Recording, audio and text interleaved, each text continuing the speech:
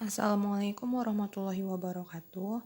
Kami dari kelompok 7 akan mempresentasikan mengenai toksisitas logam berat, kobalt, nikel, tembaga, kromium, dan seng. Kelompok kami terdiri dari Anissa Gusmita Pratiwi, Lucia Agustin, Sayu Kade Trisnadewi, dan Zahara Maskana. Logam berat merupakan sekelompok elemen-elemen logam yang dikategorikan berbahaya jika masuk ke dalam tubuh makhluk hidup.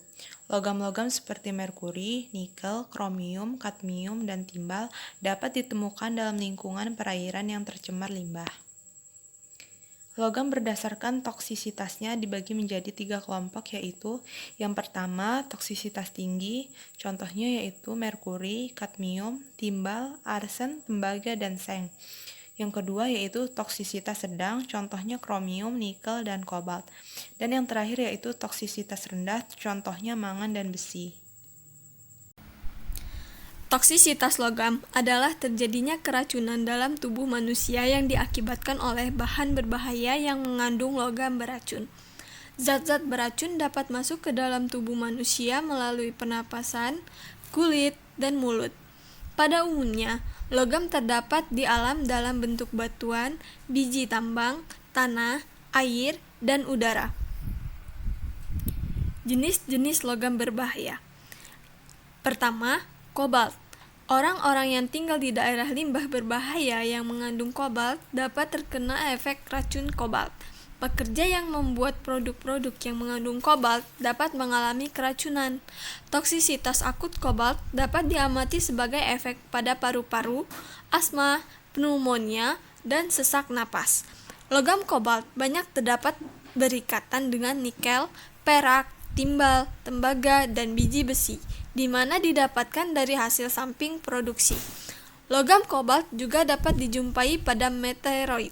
Logam kobalt banyak digunakan dalam industri sebagai bahan campuran pada pembuatan mesin pesawat, magnet, alat pemotong atau penggiling, pewarna kaca, keramik, dan cat. Baiklah, saya Anissa Gusmita Pratiwi akan menjelaskan mengenai nikel. Nikel merupakan logam berwarna putih perak yang mengkilap, keras, dan lentur, tergolong dalam logam peralihan. Sifatnya tidak berubah jika terkena udara, tahan terhadap oksidasi, dan memiliki kemampuan mempertahankan sifat asli di bawah suhu yang ekstrim. Sumber utama nikel adalah asap tembakau, knalpot mobil, pupuk superfosfat, pengolahan makanan, dihidrogenasi lemak minyak, limbah industri, peralatan masak stainless steel, perawatan gigi, dan masih banyak lagi. Pada perairan, nikel dapat ditemukan dalam bentuk koloid. Di daerah muara sungai, nikel menunjukkan konsentrasi yang semakin meningkat dengan peningkatan kekeruhan. Pencemaran logam nikel pada lingkungan perairan berasal dari aktivitas manusia berupa pencucian dinding kapal, buangan industri, dan lain sebagainya. Efek yang ditimbulkan logam nikel adalah serangan asma, bronkitis kronis, sakit kepala, pusing, sesak napas, muntah, nyeri dada, batuk, kejang, bahkan kematian. Selanjutnya ialah tembaga atau CU. Bentuk tembaga yang paling beracun adalah debu-debu tembaga yang dapat mengakibatkan kematian pada dosis 3,5 mg per kilo. Sumber dari keberadaan debu atau uap tembaga di udara berasal dari industri peleburan biji tembaga dan pengelasan logam-logam yang mengandung tembaga. Pada manusia, efek keracunan utama yang ditimbulkan akibat terpapar oleh debu atau uap logam CU adalah terjadinya gangguan pada jalur pernafasan sebelah atas, contohnya terjadi kerusakan atropik pada selaput lendir yang berhubungan dengan hidung.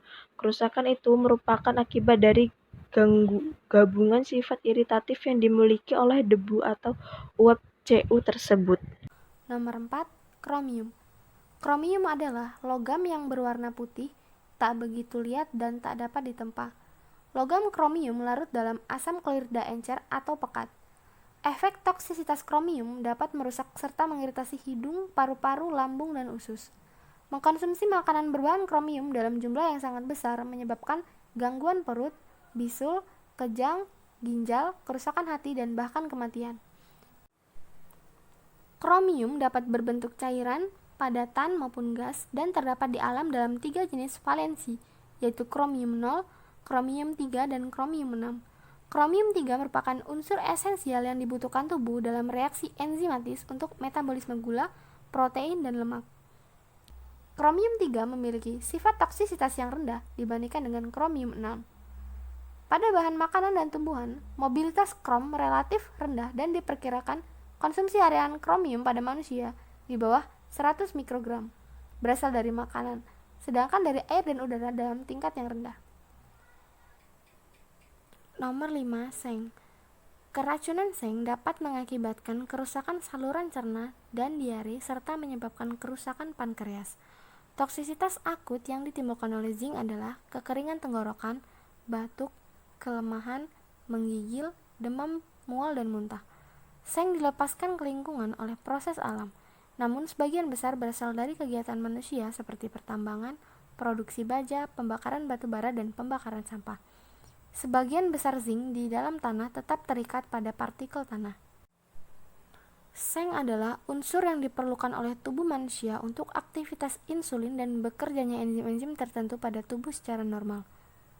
Otot, hati, ginjal, dan pankreas mengandung seng dalam jumlah besar. Seng dalam keadaan tertentu mempunyai toksisitas yang rendah pada manusia, tetapi mempunyai toksisitas yang tinggi pada ikan, sehingga standar suplai air untuk keperluan domestik kandungan sengnya maksimum 5 mg per liter.